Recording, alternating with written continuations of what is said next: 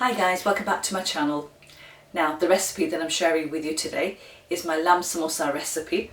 Now this is a highly requested recipe of mine and I'm thrilled to be sharing this with you all. So let me run through the ingredients quickly and then we'll start cooking. So the ingredients you're going to need for the filling are 800 grams of lamb mince, 4 small onions which I've sliced as thinly as I can into small pieces. I've got 4 potatoes which I've peeled and cubed into small pieces as well. I've got 12 green chilies which I've blitzed using a little bit of water in them, and the following spices. I've got a tablespoon each of garam masala, coriander powder and salt. I have half a tablespoon of freshly grated ginger, half a teaspoon of turmeric powder, 1.5 tablespoons of dried fenugreek leaves. Now to make the samosa dough, I've got 4 cups of flour here, plain flour, and cold water to make the dough with, dry flour when we actually come round to making the samosa roti, and extra flour for when we make a paste out of the flour and form the samosas, and then 5 tablespoons of oil. I'm just using an olive oil blend here, and half a teaspoon of salt. So let's start cooking. So first of all, get the pan that you're using nice and hot, and then straight in with the meat.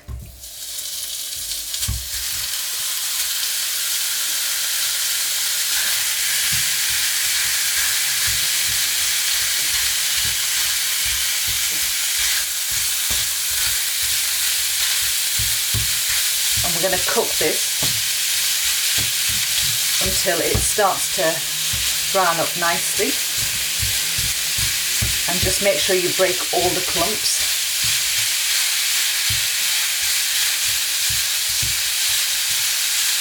And you've also noticed we've not added any oil into this because the fat that's inside the mince already will release its own sort of like oil once all that fat gets cooked down, so we don't need any more than we've already got, which is in the meat. Now to this I'm just going to add some of the dry ingredients, so in with the salt, the turmeric powder,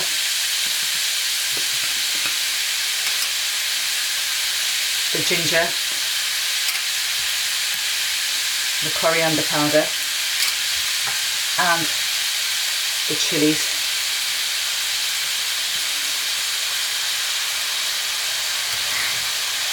And just stir that.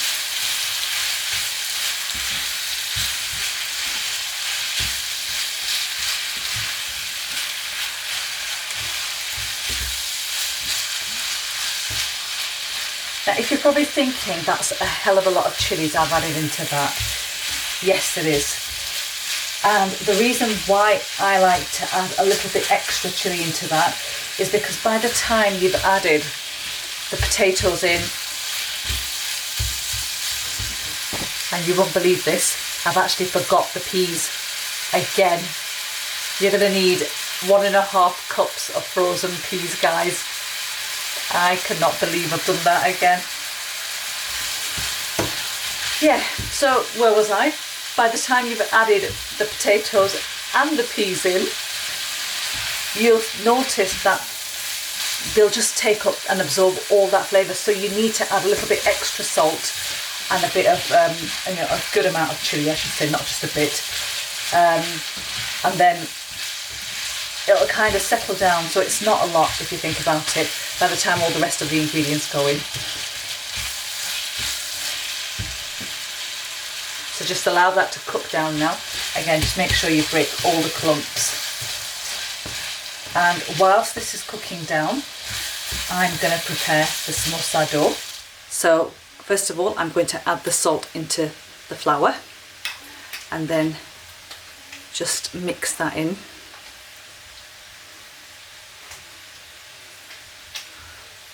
And then add the oil into this.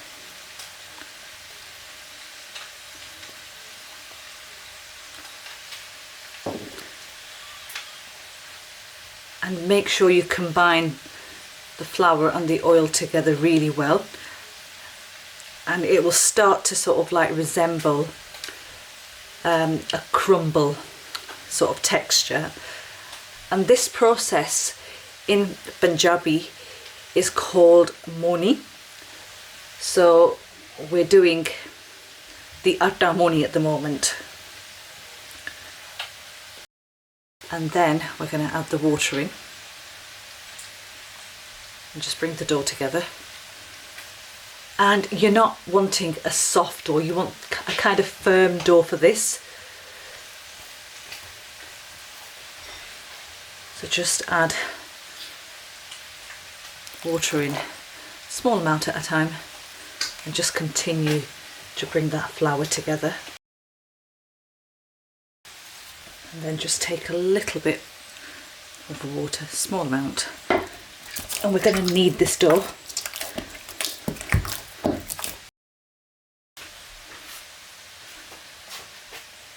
And once that's done, just take a little bit of oil, and from the same pot that you actually had the oil in before when you put it into the flour, and just smear the top like that. That just prevents it from drying out from the top. And then cover that with cling film and leave that to the side to use later on once the mixture's cooled.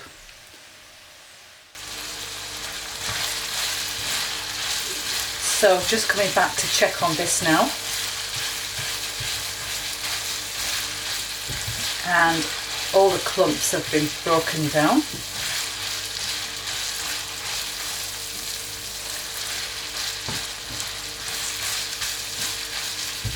And we can now add the next ingredient in, which is the potatoes. So in with the potatoes. And we're going to cook these down until they're fully cooked.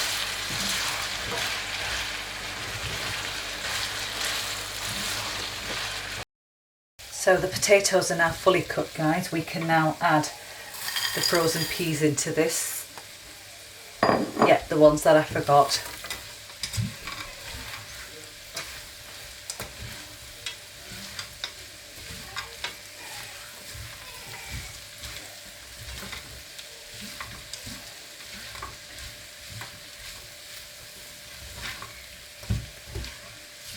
And we just want to cook this for about 2 to 3 minutes, just so they start to soften up.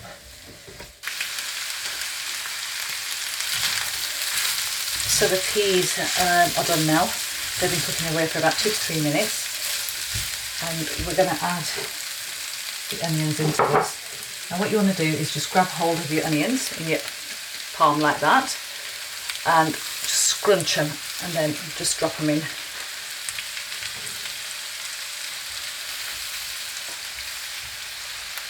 And you might think again, there's a lot of onion there, but it's going to sort of like wilt down a little, and I'm going to close the gas now because I just want it to remain on the heat, on the stove, but have no gas underneath it or ceramic. That's what I'm using, and just pop that in like that. And the onions will start to swell down a little with the heat, but they'll also remain crunchy as well because we're not cooking them, we're just sort of like heating them.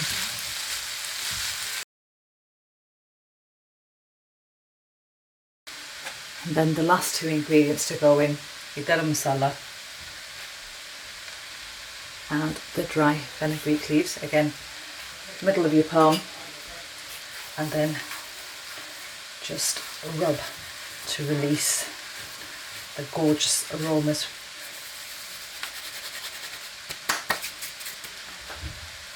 And then just give that a mix.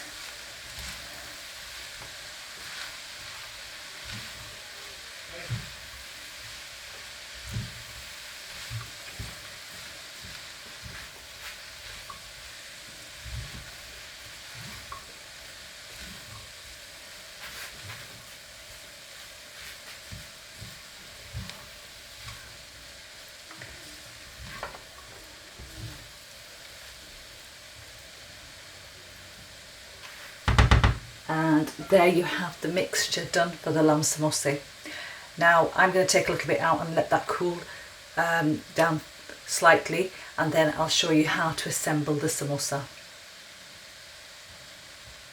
So now we're going to prepare the flour paste, which will bind our samosas together, well, the dough. So just add a bit of water into that and just mix.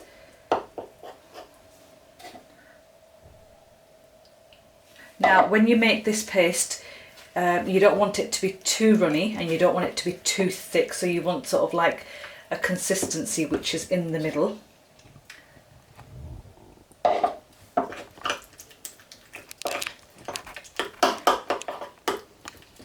Because you want this to be a bit like wallpaper paste, because it's going to stick the samosa dough together.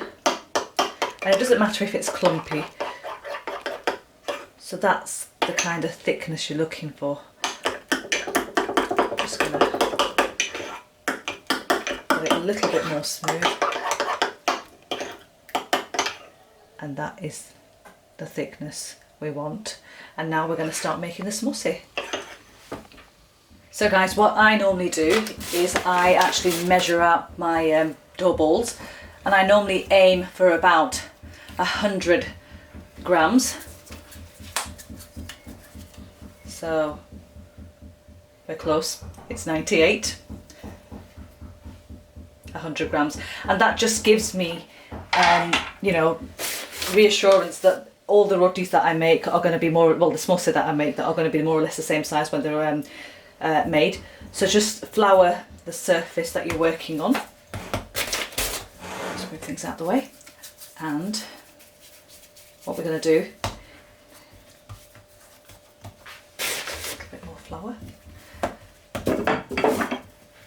And we're just going to make a roti.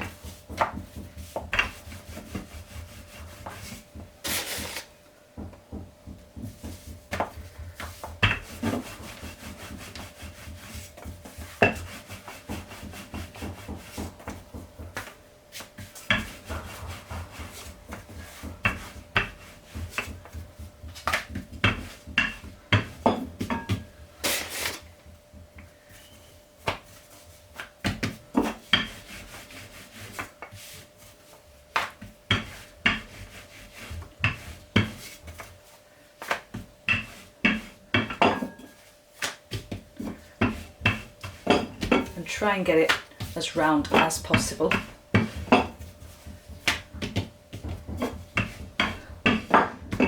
That's perfect. And I'm going to show you what you're going to do next with this. So the pan's nice and hot, and that's what you want, because what we're going to do is we're going to add the chapati into the pan and we're going to cook that very quickly on just that side. Literally for a couple of seconds. So this process that we're doing here now is going to help us when we're actually making the samosa. And just flip it over very quickly, and that's it. That's all you want to do, and just stop cooking. And now we're going to start to make the samosa. So guys, I've got the roti here, which we've just taken out of the pan.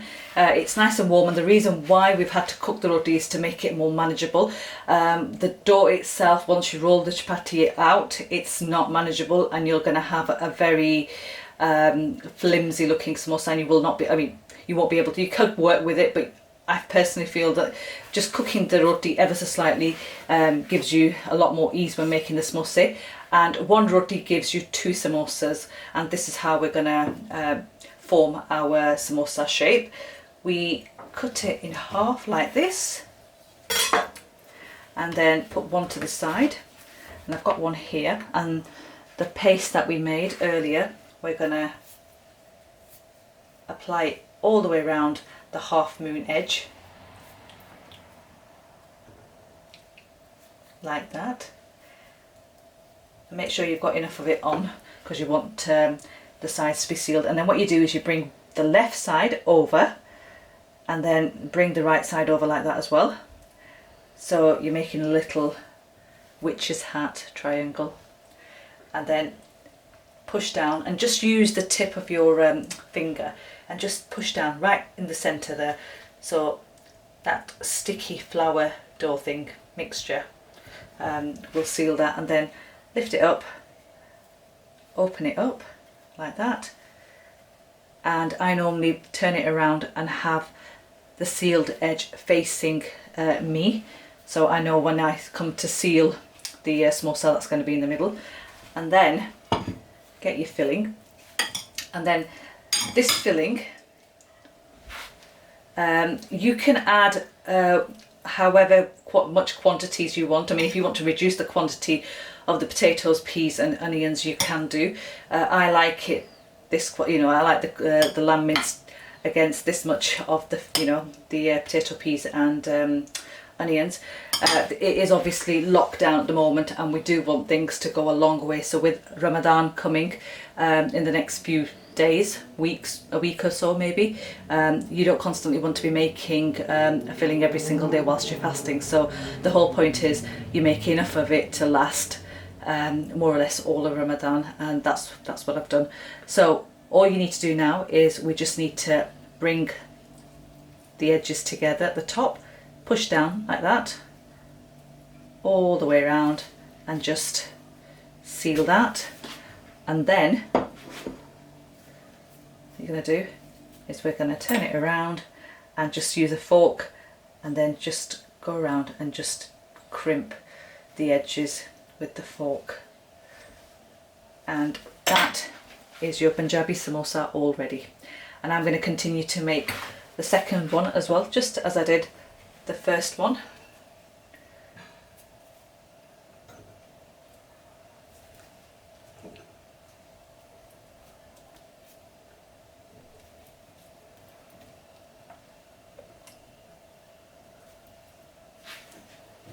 So again, bring that over, bring this over, make sure it overlaps.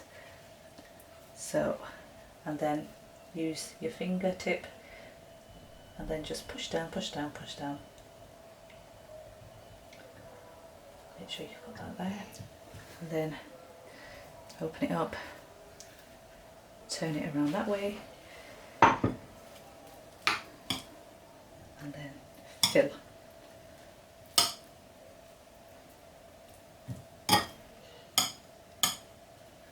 That's enough. And push down, and then bring that together, put that down there, turn it around, and then crimp. And just make sure you don't actually go, you know, deep into the pastry. It's just literally the edge that you've sealed, because you don't want to create any holes in there. And there we have it. My little Punjabi samosas are ready to be fried, guys, and I'm going to do that and then tell you exactly how they look. So guys, I've got some oil here which is nice and hot in a wok that I'm using to fry my samosas in. And just to check the oil temperature, I've got a little piece of dough here which I'm going to dip inside the oil, and it started to sort of like bubble, which means it's hot. So we're going to add the samosas into this now gently. So I don't like to overcrowd them, so maybe about 3 to 4. And then I'm going to turn the gas up high and allow them to sort of like cook through until they're nice and golden brown and crispy on the outside.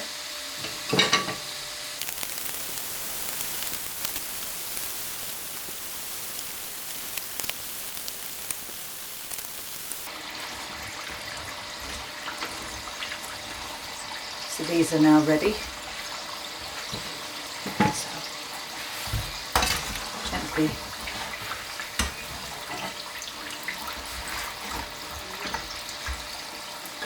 take them out and transfer them onto kitchen paper.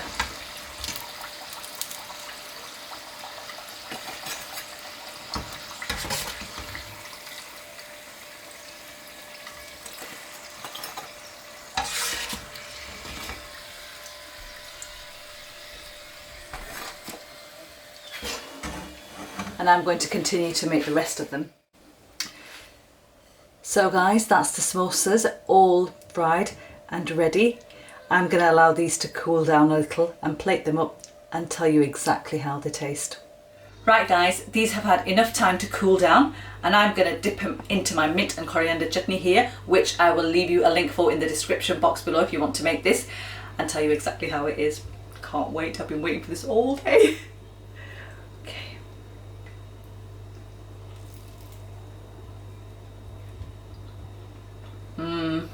Oh my god.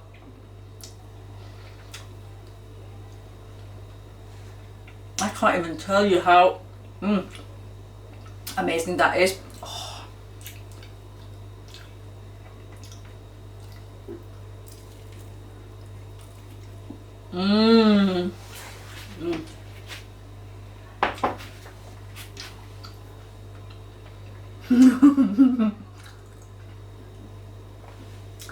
The bigger the bite, the better. Right guys, I'm going to leave you with this recipe. I hope you've enjoyed watching it.